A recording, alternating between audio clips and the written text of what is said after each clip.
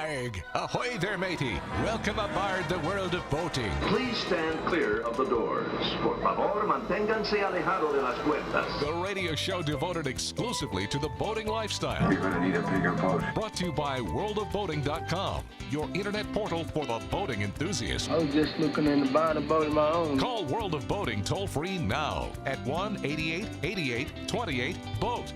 That's 1-888-828-BOAT. And welcome. This is the World of Boating. Greg, your first mate. Barry the boater. Mike the mariner rounding out the crew. Yes, we survived Hurricane Milton.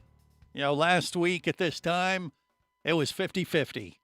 We were, you know, we did the show. We're like, hey, there's another one out there heading our way. We didn't know how this was going to pan out.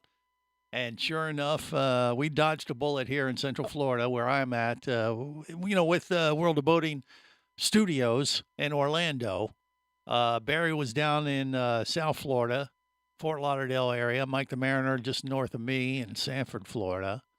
And he probably had most of the impact, but we never lost power, never lost internet, which is usually a storm like this when it come across the, you know, over us in Orlando. They figured it was probably a Hurricane 1 level, you know, so we had pretty high gusts, but I thought for sure we're going to lose power. I'm shocked we did not, but maybe they finally made the electrical grid here in Central Florida a little bit more robust to handle that, or we just got plain lucky.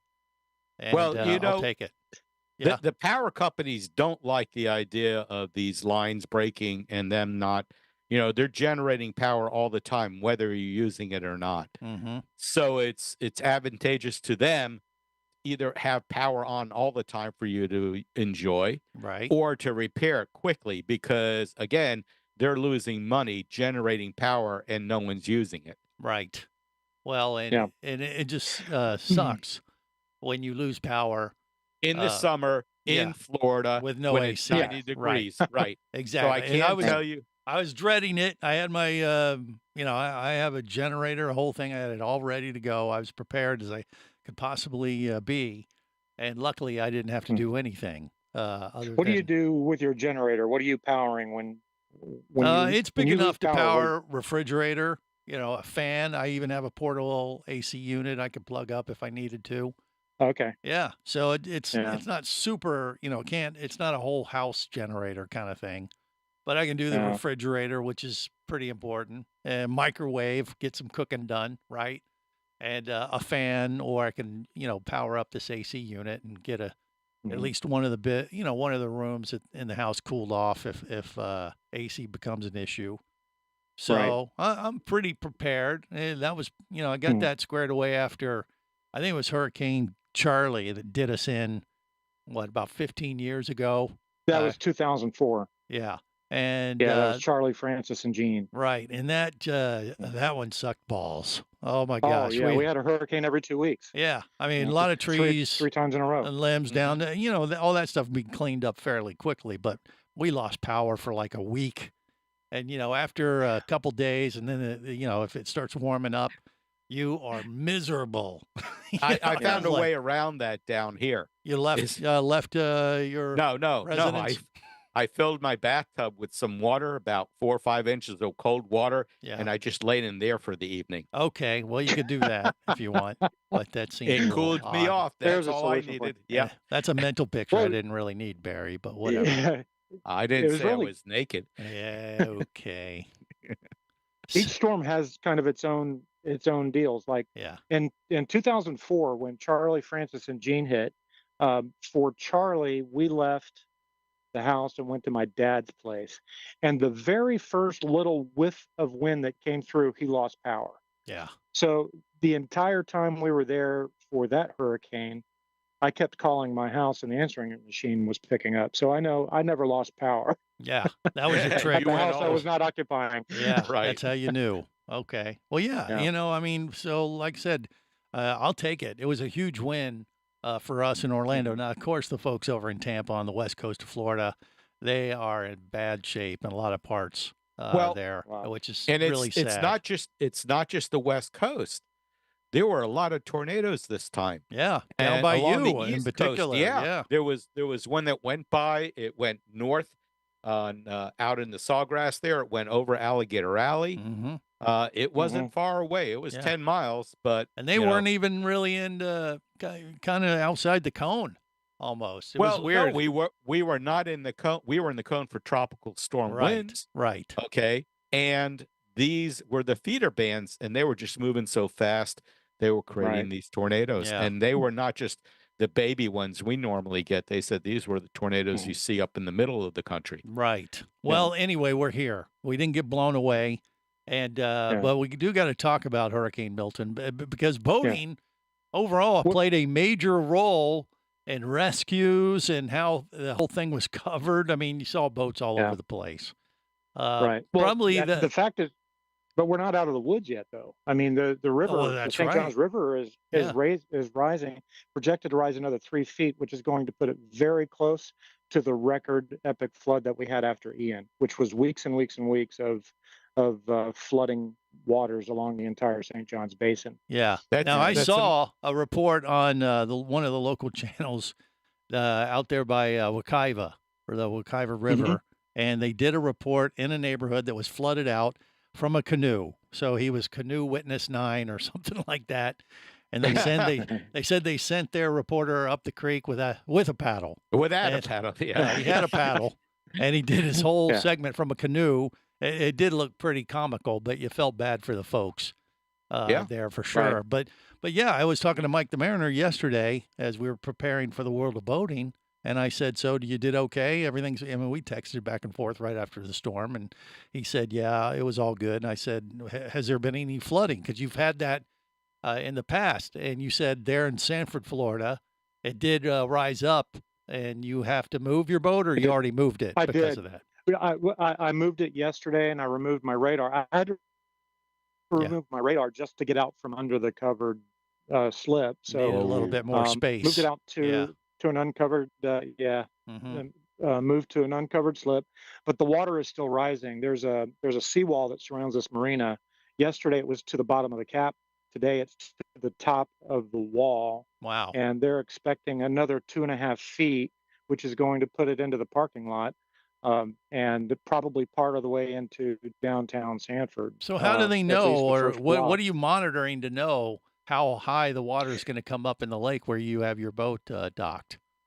There's a water level station in the St. John's River at the west end of Lake Monroe, where the lake goes back into the river. Yeah, and it's connected to NOAA, and it gives you real-time readings.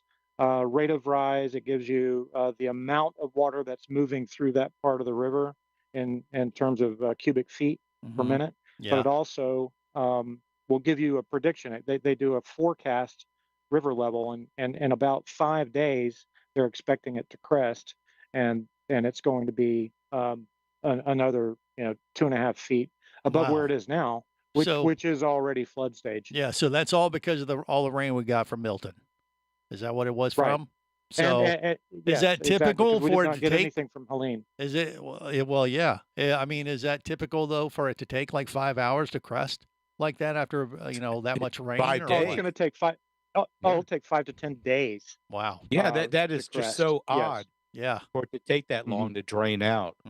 But that's just the way it is. It's not like up in the Carolinas where up in the Carolinas where they had all the effects from Helene.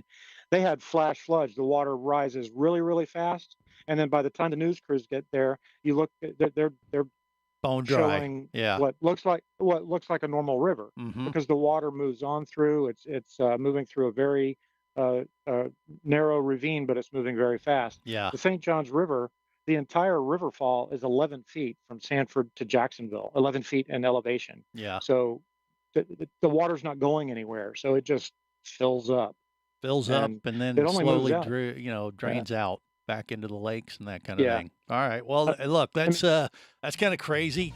Something that Mike the Mariner's dealing with, but he has a plan. He's got his boat protected, and we'll talk more about Milton and the latest and craziest technology we've seen in a while. That's coming up on the World of Boating. Stay close. You're listening to the World of Boating Radio Network.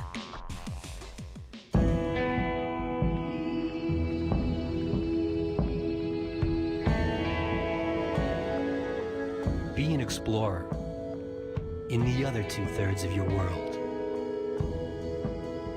Be the buddy who takes the kids in the aquarium instead of just to it. Be adventurous. Be amazed. Be a diver. Traffic sucks, unless you're scuba diving with Mike Scott. Mike glanced down at his dive computer. It showed less than 50 psi left in his tank. Probably just a few more breaths. Or riding shotgun in a thrilling car chase. One bullet hit the Jeep's windshield, spiderwebbing the passenger side. Mike shifted into second gear and felt the Jeep leap forward. This just got serious. Escape your commute with audiobooks from author Eric Douglas. Download to your phone. Go to booksbyeric.com or audible.com. Hosting a radio show about scuba diving and boating is one of the best gigs on the planet. It's actually part of my job to check out and report on cool new products I personally use to enhance my diving and boating adventures. However, I do believe in sharing the joy, and this is why we've added Nanook protective hard cases to our list of products you can now purchase on the merchandise page at scubaradio.com. Nanook cases are designed to protect the most sensitive equipment in the harshest environments. Underwater photographers, listen up. From their high-impact NK7 resin to their exclusive Power Claw latches, Nanook has raised the bar for those of you that demand the best protection for your gear.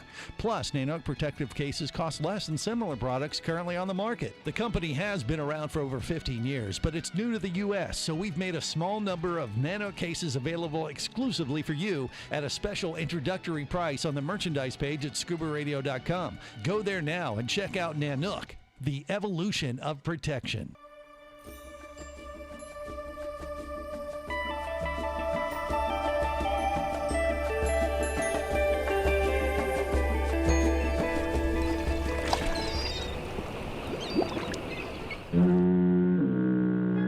Successfully navigated the Sea of Commerce and now are clear to cruise with the World of Boating. I do like the water. The radio show devoted exclusively to the boating lifestyle. The sun, the sea air, good friends. Brought to you by worldofboating.com, your internet portal for the boating enthusiast.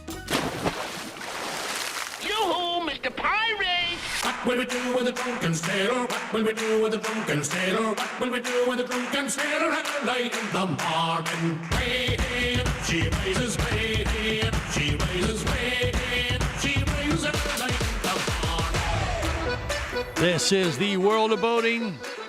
Greg, your first mate. Barry the boater, Mike the mariner, rounding out the crew as we bask in the afterglow of Hurricane Milton. I don't know if it's afterglow, maybe aftermath. Aftermath, not aftermath. Better description. But at least our crew fared quite well. I mean, Mike the mariner got whacked probably the most just with having to deal with the water level changes, and he's still dealing with it. One of my dock neighbors' boats sank. Oh, geez. we did lose a boat. So what happened? Did he not get out from under or something, or dock lines weren't long enough, or what? I'm a little confused by his boat. My boat's not trailerable. I can't take my boat out of the water. Right. His boat is, and for some reason, he replaced a bilge pump device or something, maybe a switch, and then he left it in the water. But he has a trailer for it, and then. One of the other dock neighbors actually was the same guy that took that video that I sent you a little while ago. Right. Went and checked on the boat every, half hour or something. But, about the third time he checked on it, he just made a phone call and said, it's gone. Fred, your boat sank. Oh, brother. So it sank at the dock. And it sounds like your typical, sank at the dock. The most common thing for boats is, the bilge pump fails or can't keep up. I mean, we had a crap load of water, and just that video sent us. I mean, it looked like you're out in the deep ocean, and you're on a lake in Sanford, Florida. I don't think the pump fails. It's the battery just dies on it. Well, either way, it can't keep up. Either it can't keep up or it fails, and then your boat fills up with water, and once it gets that's it. Yeah, that's all she wrote. Yeah. So here's something that you could put up on the World of Boating website if you like, a poll as to what would be your perfect or best vessel to rescue people. If you're out there on the streets, these flooded streets that have 4 and 5 feet of water, what would be the rescue vessel that you would prefer to use? One that floats. I don't think I'd be very picky if I had to be rescued. I think Well, yeah, yeah, but I mean, which one do you think? What would work better? A boat, an airboat, one of those high wheelie driving things? I'd say airboat. I'd say airboat, yeah. 100%. Airboat, So I have friends that went and either joined or supported the Redneck Navy. You've heard about them. Yeah, the Cajun Navy. Various, Right. the Cajun Navies, Mhm. right? The Cajun Navy, and they've gone into several areas and done a lot of great rescue work. And a friend of mine was a part of that, and had an airboat, and It's just it's a great versatile boat, and you don't have to worry about hitting tree stumps and things like that, Right. in shallow water. So Yeah. there's a great place for an airboat, and that's in that scenario. Yeah, airboats are crazy in the sense that, I mean, you can even just take them over grass, like lawns. I mean, they're that powerful, and they can just slide right over with that massive, windmill But you do have thing on the you back. do have Yeah. to watch out for alligators that may chew on your tires. What tires? You On you an didn't see airboat? that? No, there was a guy an in a airboat? car. No, there was a guy in his car going through this water, and he opened his door, and an alligator came up and started chewing on the guy's front tire. Yeah. Well, I'm Yeah, sure it was I on there don't on the doubt that. news. Yeah. Well, he needs an wonder what that would airboat taste rescue, like. it sounds like. Yeah. Yeah, well, I mean, who knows what the alligator? I mean, that it was crazy for all I mean, the you know, wildlife. Yeah. you're having a weird day when you're driving through a flooded street during a hurricane and an alligator tries to eat your car. Mhm. Well, what I mean, do you that's- know? Think about it. That's like Sharknado type stuff, right? It's Florida. I know. I'll send you the video so Yeah. you can see this. all Okay, right? no, I don't doubt it. I mean, it's interesting. We had quite a bit of flooding throughout Florida, especially when you got away from, the coast. I mean, they had the storm surge and stuff there at the coast, but all throughout Florida, Central Florida, there was a lot of flooding in the low-lying areas because we had a lot of rain that came in from Milton, like I don't know, 12 inches, 15 inches of rain in a few hour period, which is really intense. And, caused a lot of flooding, like in neighborhoods, if you were near a river or spring or something like that. Like I was talking earlier about the guy who did the report from his canoe there by the Waukiva Springs, water system. The neighborhood there was all flooded out. But they were talking about how, people are, and you see this on the videos, all the weather reporters are doing their live shots with the wind blowing all the crazy. And then at some point, once things die down enough, people start coming out and you see the guy who's in his bathing suit running around behind him and making faces and jumping in the water and all this, just the silly stuff that starts to come out. And we've had a little bit of that. But they made a point, at least on our local channels here in Orlando, to mention the fact, like, hey, I know you might be tempted after being cooped up for 24 hours for this storm. You want to go out and send the kids out and let them burn off some steam and go swimming. I wouldn't recommend that. No, that water's contaminated. Yeah. You got sewage, you got critters, snakes, God knows Sewage. what else, alligators. Alligators, water moccasin. You've got the sewage, as you mentioned. You have there could be, while they're trying to power up these lines again, if there's any down lines, right. Could get fried. That's shocking. Yeah. That's still literally. that's still a major danger. There was a gentleman in Orlando, unfortunately, walking through a flooded area in a yard somewhere, and there was a downed power line, and it resulted in him being electrocuted. Yeah. Yeah. So you don't have want to be careful. I mean, all you that don't want to be all that that guy. No, that's Right. just tragic. Yeah. But I mean, some of it's common sense, but I mean, it's tempting. You think like, oh, it's just a bunch of water. I'll go out and play, or I want to get out of the house after being cooped up. Yeah, get cabin fever. But you don't want to do that. I mean, if you got a boat, maybe you could consider, going out there if you're not going to cause more problems than.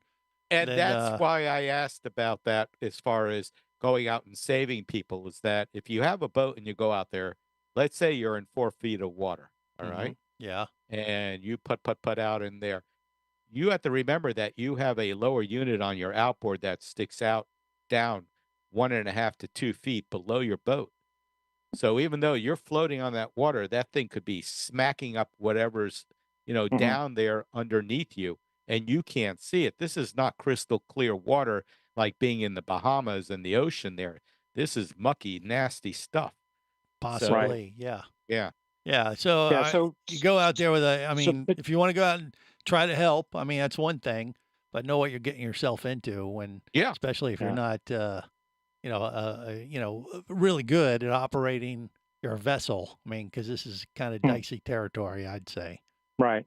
And there's a couple of things. I mean, there are a lot of people, especially in this area and the swampy areas and Everglades, St. Johns River Basin, that have what are called Go Devils, which is like a kind of like a John boat on steroids, and it has that long shaft with a prop. Yes. Yep. But it has a prop. Yeah, right. But it has a prop, but it's very well protected. It's specifically used for going through swampy areas, hitting stumps. Yeah. Going over logs and things like that. They're very tough, and there's a lot of those around here, and I'm sure they're getting used. Absolutely. All right, more coming up on the World of Boating. Stay close.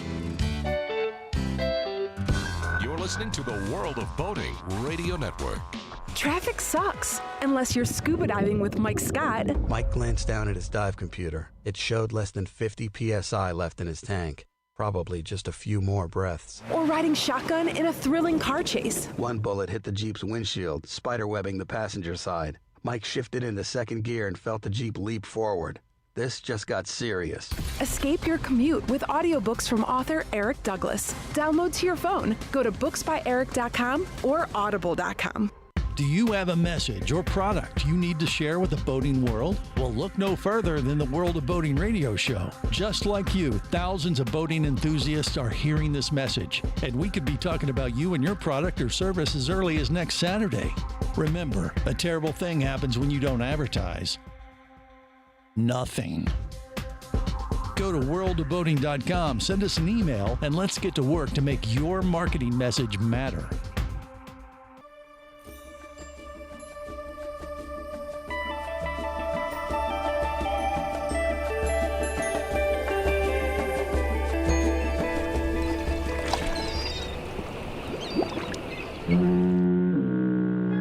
Successfully navigated the Sea of Commerce and now are clear to cruise with the World of Boating. I do like the water. The radio show devoted exclusively to the boating lifestyle. The sun, the sea air, good friends. Brought to you by worldofboating.com, your internet portal for the boating enthusiast. Come on, Williams, what are you standing around for here? Get on board. Get on board. Don't fret. Don't try to worry. This is the World of Boating. Greg, your first mate. Barry the boater, Mike the mariner, rounding out the crew. Okay, I saw that video of the alligator. Yeah, that would have been a little creepy if you're on a boat. Yeah. All right, well, it'd be bad enough if you're in a boat. The guy's in his car, flooded out, and this alligator's like chewing on his tire. Oh, jeez. How do you explain that to the insurance company? Right, Well, exactly. I got a little water damage, but I got teeth marks too. I got. Look here. Here's an alligator tooth stuck in my tire.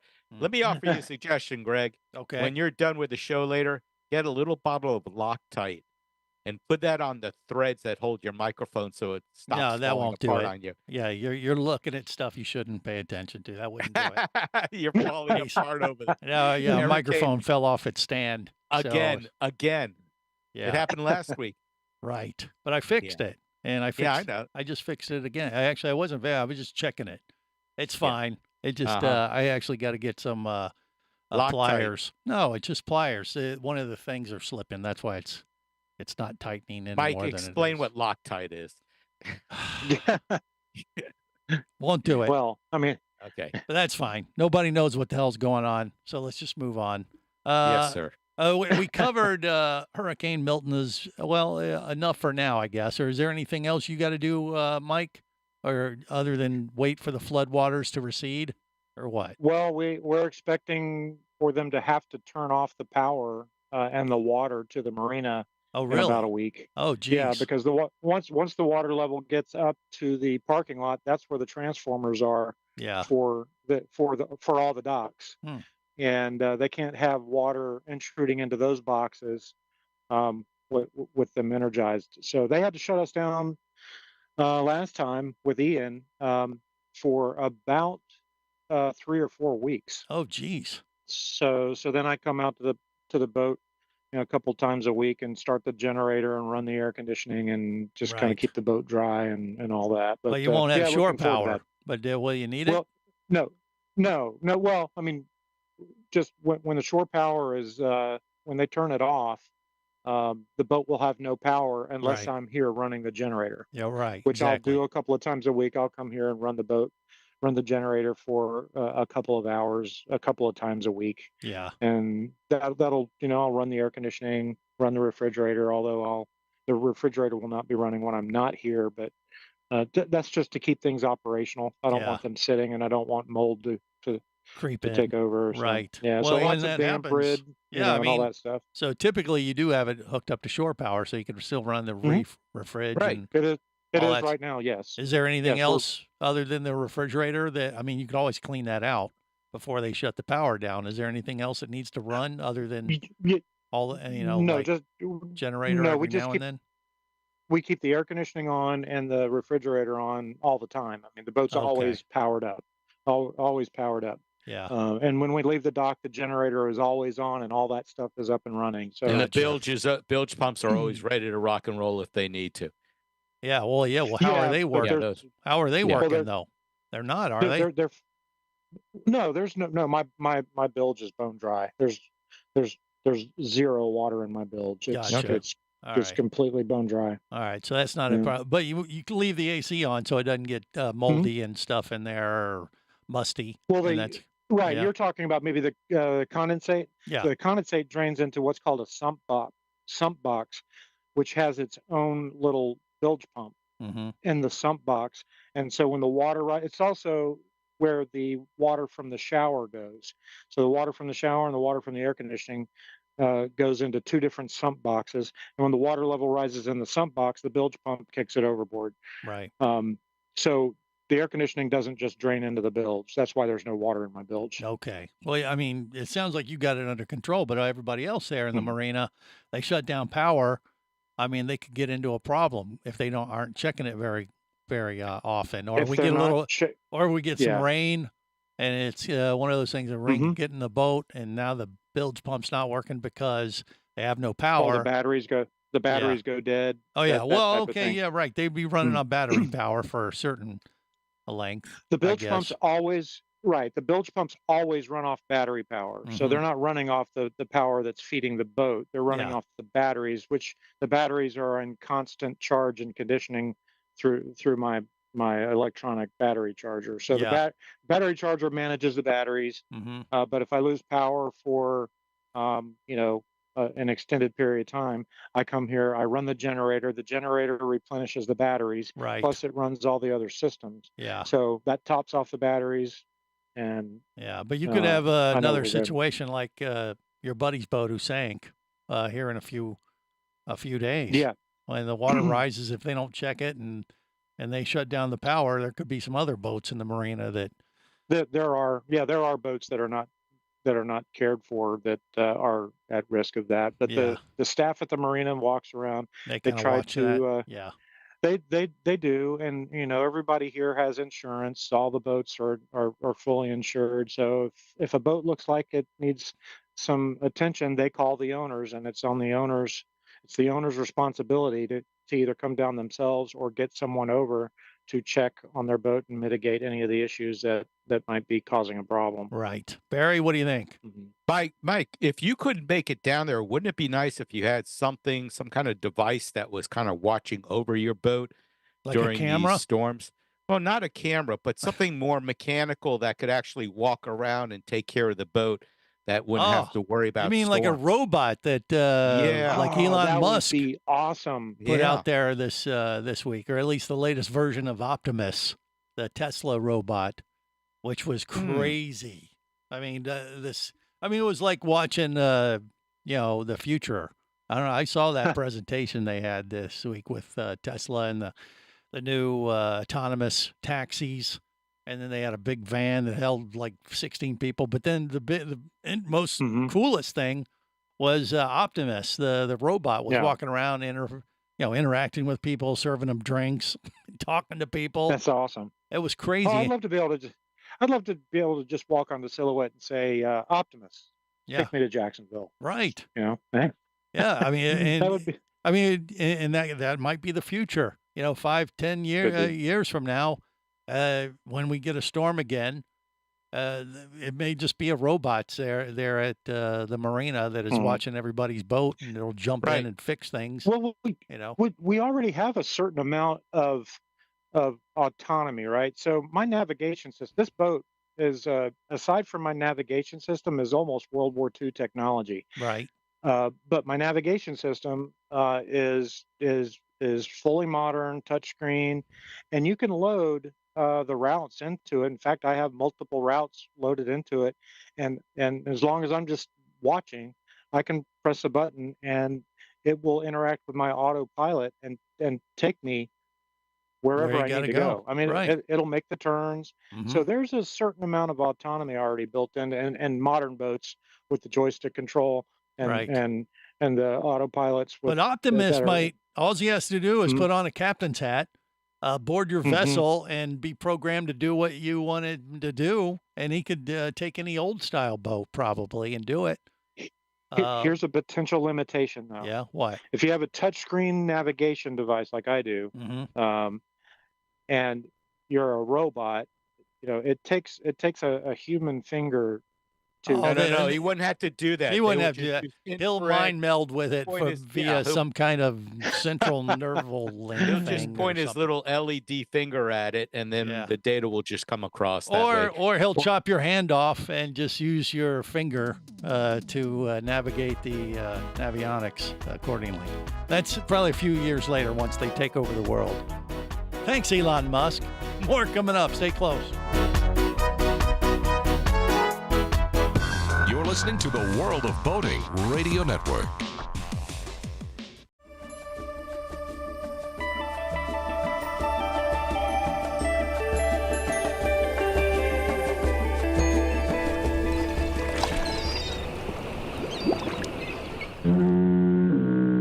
You have successfully navigated the Sea of Commerce and now are clear to cruise with the World of Boating. I do like the water. The radio show devoted exclusively to the boating lifestyle. The sun, the sea air, good friends. Brought to you by worldofboating.com, your internet portal for the boating enthusiast.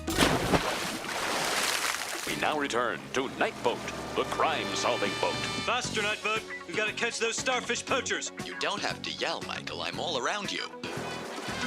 Oh no, they're headed for land. We'll never catch them now. Incorrect. Look, a canal. Oh, Night Boat, go! Oh, every week there's a canal. Or an inlet. Or a fjord. Quiet! I will not hear another word against the boat. I was young, I was dry, but to sail I would go. 1 hour on the water, I was soaked down below. Though I tried, I couldn't hide from my mother's piercing view. But all she would say was, a big boy like you. Wet before, wet before, wet behind, wet behind. We're the members of the Wet Pants Club. Getting a little pissed here. Wet before, wet before, wet behind, wet behind. We're the members of the Wet Pants Club. This is the world's first radio show devoted to boating. I don't know if it's first, but it's definitely the best, according to no one's going to argue. Right. Yeah. not this crew. All right. Yeah, Barry, what? I want to see one of those Elon Musk robots, Optimus, fall into the ocean. See what happens to it. Why? I just want to see how it deals with the salt water. You don't seem to be an optimist. I'm not I'm not an optimist with the optimist. I'll tell you, I was watching the presentation. I was blown away.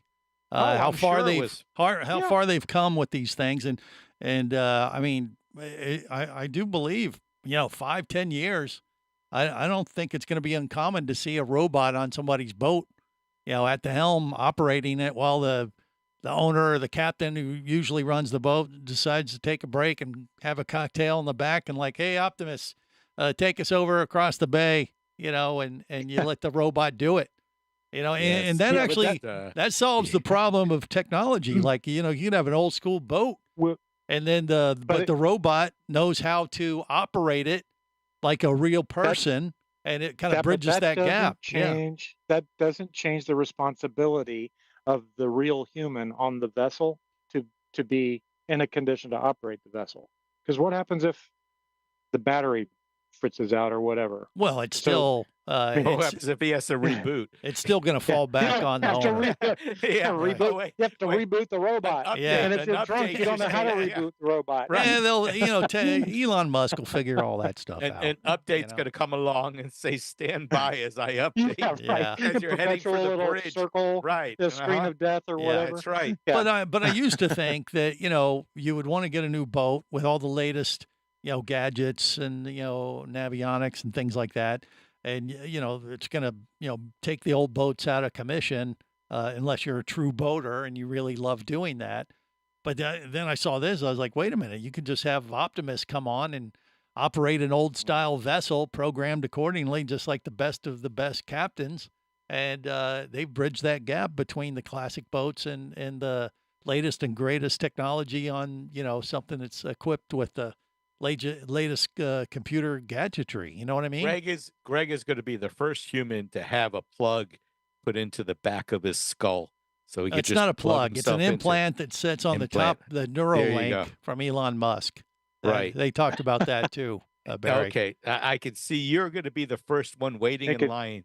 Yeah, maybe to join the Matrix. Yeah, the Matrix. That's exactly where I was going with that. Exactly. But I mean, it's pretty crazy technology what they released this week, and I was just thinking about those applications to boating, though, and I was like, yeah, I could see this happening. We're joking about it, of course, and they'll probably have some problems along the way, but you see how far they've come already. You're like, oh my gosh, now I can actually see where this is going and how you could apply it to what we love doing out on the water. And if you had even if you considered Optimus to be, like your Gilligan, to your captain, having an assistant that can do pretty much anything that a first mate can do. I mean, that's pretty remarkable stuff. You think? Yeah. I just don't know how you'd have a robot move around the boat the way you needed it to move around. If it gets to the helm station, how does it learn to use your controls, and what inputs does it need? Like if it's backing into a slip or something, you're going to have cameras mounted everywhere, so it has data points. Yeah, it seems like it has all that. If it's going to be a robot like a human, then it should be able to act like we do. What do we do when we're backing up the boat? We turn around. They can actually turn around 180 degrees and face the back. Watch Greg as them. his head turns all the way around. Yeah, it's kind of like a, like a what's poltergeist or whatever. Yeah, that was. yeah. The Exorcist move. The Exorcist. They can do that. These robots. But I don't know. I'm blown away, and I saw it. I was like, okay, I could see this happening. I mean, you can make fun of it and you think, oh, that's crazy. But when you saw what they shown this week with what it's capable of doing already, you're not understanding. I am in awe of the technology. I am amazed that you could put a terabyte of memory onto a little stick. When I was going to school, a terabyte would have filled a room. Right. All right. But think of this. Program. Right. Think of this. We could implant one of those Tesla Neuralink things that Elon Musk came up with and put it on Barry the boater's brain and turn him into a normal human. No, we're not going to do that. I like being human. That's the point. No, we will turn you into a normal one. Oh, a normal, what you consider to be normal. Yeah, right. Yeah, okay. We can fix you. We have the technology. You're looking for something that extracts his thoughts and puts no. A medium that we can they would enhance. Understand? Is that what you're? Well, yeah, enhance them, hopefully. Yeah, but I kid. Barry's he's almost normal. Anyway, well, I mean, Barry doesn't seem to be. He doesn't seem to be. He likes the idea of the technology, but you're not willing to hand over the responsibility of your operating your vessel to such technology. I am with Will Smith on this. With technology, I don't trust it. I don't trust the people that program it. I don't know what's going to happen with it. If you trusted technology, then you were carrying around a pager in the Middle East a couple of weeks ago. Okay. Yeah. What about you, Mike? Right. Would you trust it if, there was, you wouldn't necessarily be, an early adopter and be one of the first people to have a captain or first mate, but at some point, would you go like, oh, okay, what the hell? It's been proven technology. Let's go. Well, I mean, I'm okay with technology, but it's how I end up using it that's maybe a little different. I've driven, a lot of boats that have the latest technology, the joystick controls and all that, and I find myself still using the throttles and differential thrust and things like that to dock those boats instead of using the joystick. Yeah. But I have used the joystick a few times, and it's great technology. But I still, you're old by school. Habit, Yeah. I revert to tradition, more of a traditional way to operate a boat. Mm-hmm. It's Greg. Think of it this way: when you're in an airplane, you're in those little airplanes with Dennis and all that. Mm-hmm. Would you rather just push autopilot and sit there, or would you rather actually fly the airplane and feel the airplane and the wind and Depends everything on what I'm moving doing. around? If I'm tired and I want to take a nap, it's autopilot time. Right, but sure. if you take a nap in an airplane and something goes wrong, right? I'm just saying. Dennis would be the captain. I would be his first mate, and I would take a nap. He would still have to stay awake and monitor the autopilot. Right. So someone has to be awake at all times. The point is that these are things that we enjoy doing. If you're going out boating, yes, look, there are a lot of people that have big yachts and they have a captain that actually drives the boat. The owner never does. So. Right. Well, and that captain might be replaced with Optimus in the future. And he may even still be, salty, curse like a sailor. They can program that into the AI stuff, So it is what it is. Yeah. All right. Well, that's the future. We're not there yet.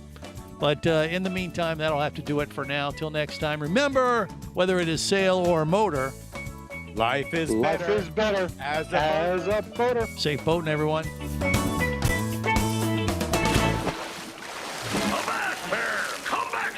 Barnacle-bitten swab. World of Boating is brought to you by worldofboating.com, your internet portal for the boating enthusiast. Any of this getting through to you, son? World of Boating is a production of Overboard Entertainment Incorporated. Computer standing by. Remember, you can listen live or to archives of past shows worldwide over the internet at worldofboating.com.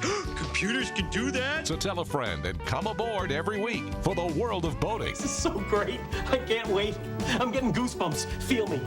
The radio show devoted exclusively to the boating lifestyle.